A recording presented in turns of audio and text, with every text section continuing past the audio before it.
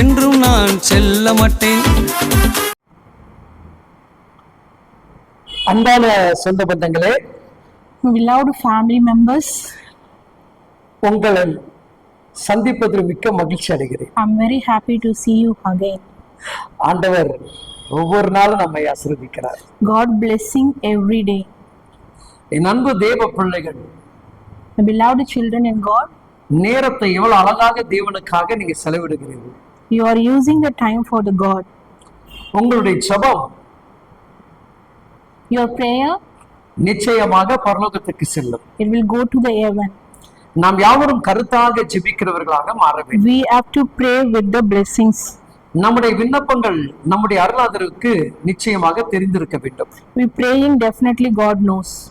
அதனால்தான் வேதம் நமக்கு தெளிவாக சொல்லுகிறது. That's why Bible saying 1 கொரிந்தியர் 14ஆம் அதிகாரத்தில் 15வது வசனங்கள் இவ்விதமாக சொல்லுகிறது. 1 Corinthians chapter 14 verses 15 saying, இப்படிப்பட்டவர்களாக இருக்கிறது நீங்கள் செய்ய வேண்டியது என்னவென்றால், நான் ஆவியோடும் விண்ணப்பம் பண்ணுவேன், கருத்தோடும் விண்ணப்பம் பண்ணுவேன், நான் ஆவியோடு பாடுவேன், கருத்தோடு பாடுவேன். what is the conclusion then? I will pray with the spirit and I will also pray with the understanding. I will sing with the spirit and I will also sing with the understanding. கவனித்து பாருங்கள். You have to listen. என் அன்பு தேவ பிள்ளையே, Beloved children, உன் ஜெபம் கருத்தாக இருக்க வேண்டும். your prayer going to உன் விண்ணப்பங்கள் தேவனுக்கு பிரியமாக மாறணும். God, have to listen your prayers. நம்மை போல தேவ மனிதர்கள் பாடு உள்ளவர்கள் தான். The Jesus or blessings, அவன் கருத்தா ஜெபித்தான். they prayed with the conclusions. 3 வருஷங்கள் மழை பெய்யாமல் வானங்கள் அடைக்கப்பட்டது. 3 years doesn't rain. மீண்டும் அவன் விண்ணப்பத்தை கருத்தாக ஏறெடுக்கிறான். Again he prayed to the God with the conclusion. வானங்கள் திறக்கப்படுகிறது. The wind is going to open. மழையின் மகிமை ஊற்றப்படுகிறது. Rains coming. அப்பொழுது That day அந்த ராஜாவுக்கு மழை தடையில்லாதபடி பாதுகாக்கக்கூடிய மனிதனாக மாறுகிறான். the man going to save the land to the king. இன்னைக்கு நீங்களும் அப்படிதான் மாற வேண்டும். You are going to change like that a king. நான் ஜெபித்தால் தேவன் இதை சாத்தியப்படுத்துவார். If we pray, God will give you. நான் ஜெபித்தால் தேவன் இதை முடித்து கொடுப்பார். If I pray, God will finish that. நான் கருத்தாக தேவனிடத்தில் என் விண்ணப்பத்தை வைக்கிறேன். I will pray to the God. நான் தேவனை பாடும்போது கூட மிகுந்த ஞானத்தோடு பாடுகிறேன். I will sing to the song with the words.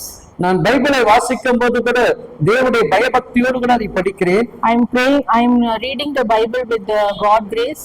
இதையெல்லாம் தேவன் அறிந்திருக்கிறார். God knows this. அப்படி இருக்கும் பொழுது Like this, என் சூழ்நிலை நிச்சயமாக மாறும். definitely my situation going to change. என் அன்பு தேவ பிள்ளைகளே, Beloved God children, உன் விண்ணப்பம் வலிமை உள்ளது. your prayer is powerful. வேதங்கள் நமக்கு பல இடத்தில் இந்த காரியத்தை குறித்து சொல்லுகிறது. In Bibles, many places is saying like that. நீ ஒன்றுக்கு கவலைப்படாமல் எல்லாவற்றையும் சோத்திரத்தோடு விண்ணப்பத்தோடு என்னிடத்தில் சொல்லு என்று சொல்லப்படுகிறது. Don't worry about anything, just inform to the God with the prayer and the praising. அப்போ தேவன் விரும்புகிறது எது? What God is liking, நீ கருத்தாக என்னிடத்தில் ஜெபிக்க வேண்டும் என்று விரும்புகிறார். you have to pray to the God with the words. நீ கருத்தாக என்னை துதித்து பாட வேண்டும் என்று விரும்புகிறார். God wants to sing the song for him.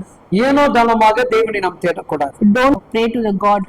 தேவன் நமக்கு செய்திருக்கிற நன்மை உணர்ந்து அதற்கேற்ற துதிகளை நாம் செலுத்த We வேண்டும். have to understand what God has did to us and pray to the God.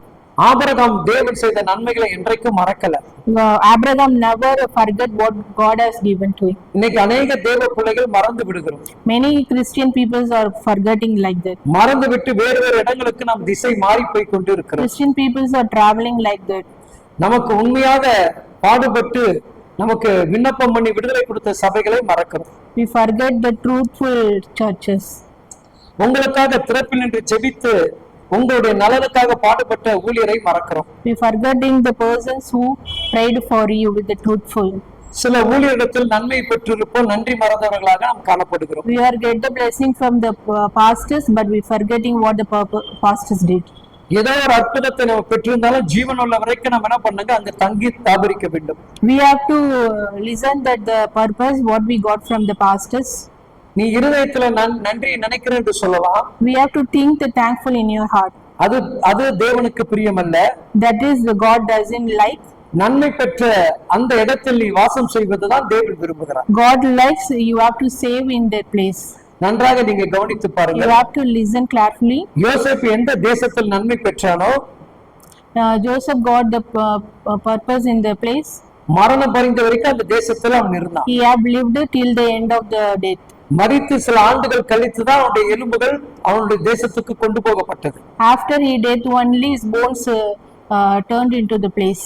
அப்போ வேதம் நமக்கு தெளிவாக சொல்லுகிறது, What Bible was saying, நீ பெற்ற நன்மையை மறந்து விடாதபடி don't get the blessings from the church. அந்த இடத்திற்கு உண்மையாக இருந்து பார். You have to truthful in that place. நன்றியை மறவாமல் தேவனுக்கு நன்மை செய்து பார். Don't forget the blessings from the God. You have to listen to இன்னும் God. மகிழ்ச்சியாக தேவன் உங்களை வாழ You வைப்பார். will become very happily.